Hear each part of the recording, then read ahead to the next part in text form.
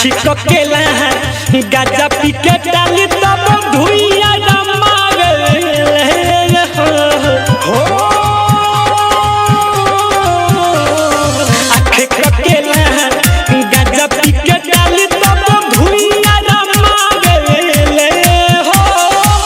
मस्ती मगन होके जोगिया डम डम डम बजावे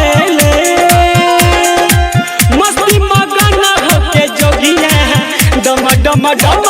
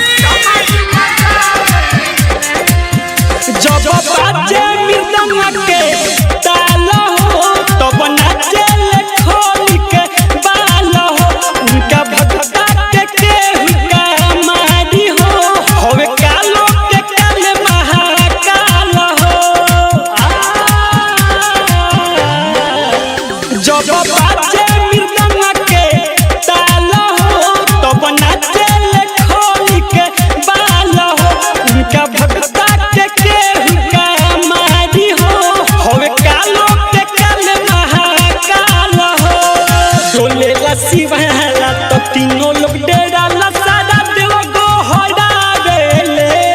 हो मस्ती मगन होके जोगिया डम डम डम बजावेले हो मस्ती मगन होके जोगिया डम डम डम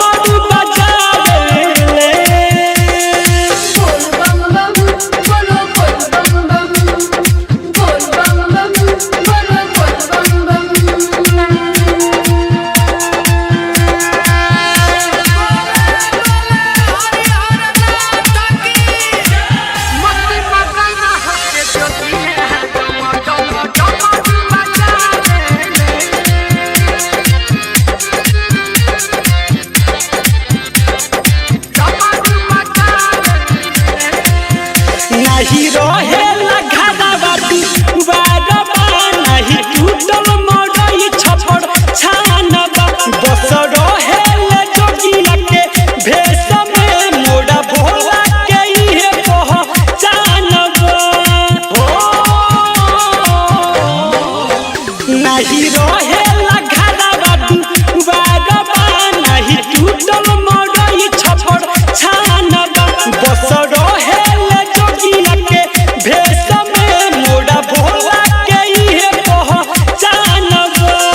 मासूमनिते